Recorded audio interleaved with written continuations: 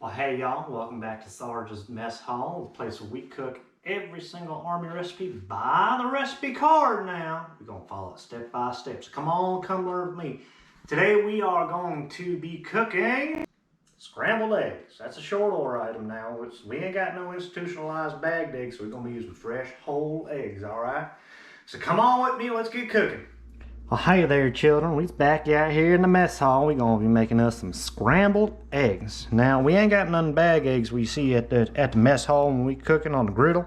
We got shelled eggs. Fresh bag. It's the same dang thing. So what we're going to do is we're going to do the two-bowl method.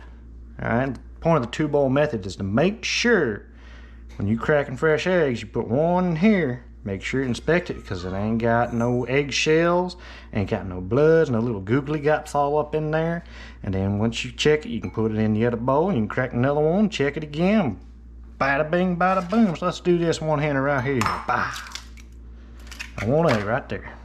We gonna inspect it. Ain't nothing in there. You just drop it in there. Ain't no googly gaps, no nothings. We got egg number 2. You see anything in there? I don't see nothing. Let's go ahead and drop that right on in there. Now we're gonna grab ourselves I personally use a fork. And we're gonna get on to step number 1, which is beat the eggs thoroughly. I like to stab the yolks a little bit and I just whisk the hell out of it. Now that work, you ain't gonna be using a fork, you're gonna be using a wire whip. And when you get them all nice and beat them like they owe you money, then we can go ahead and move on over to the stove and get to cooking us some scrambled eggs by the recipe card. So alright children, we on back here down on the stove, our main battle station. And you cooking these out in the mess hall, you're going to be on the griddle. Big old 3-foot, maybe even bigger, maybe even smaller, flat grilling surface, flat top now. A lot of people got them, a lot of institutions use them. We use them in the mess hall, the Huddle House got them, the Waffle House, the IHOP, all these places. And they now start selling them too. So we're going to move on to step number 2. We're going to pour about a whole quart of eggs on a 325 lightly greased griddle. Now, we're making 2 eggs. That's the serving size. That's 1 serving. That's 2 whole eggs. Beat thoroughly. I beat it just like it owes me money. Now, I done toast you. So we're going to lightly grease the griddle. Some people got this in the house, the light cooking spray, the non-stick spray. But we all that. So we're going to be using some olive oil.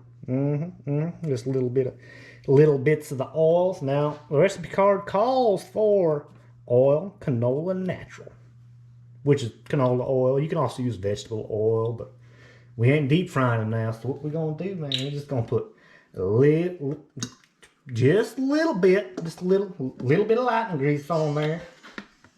We got our lighting grease on there. We want to make sure the whole grilling surface is greased. So we're going to take our eggs. Now you should be hearing a little bit of that's it cooking. That's how you know we're doing its magic. That's how you know it's working. Oh yeah, that sounds good.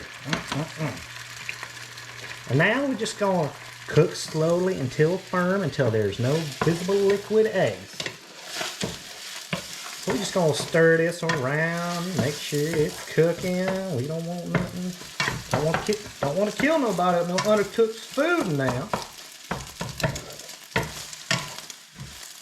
We're just going to stir it up and do a little chip-chop motion.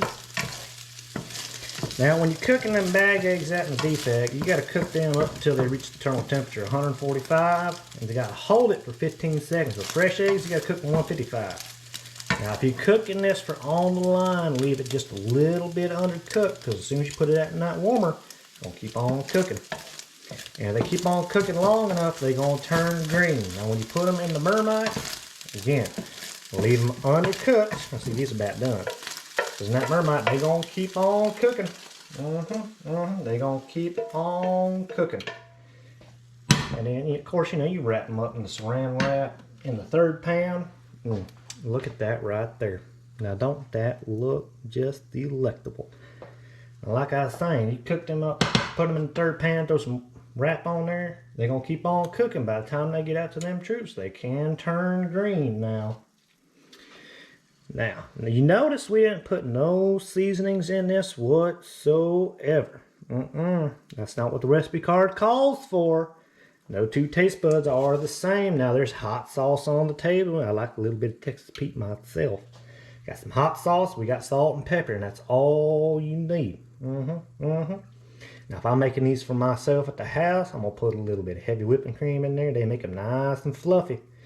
And I put a little bit of salt, pepper, garlic, a little bit of Tony's in there, and I tell you what, this is the best egg you ever done did taste.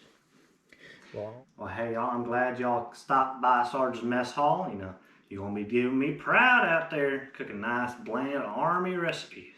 Remember, you can always add to the recipe card, but you can't take it away. If you're going to add to, make sure to get with your defect manager, your first cook, your shift leader, all right?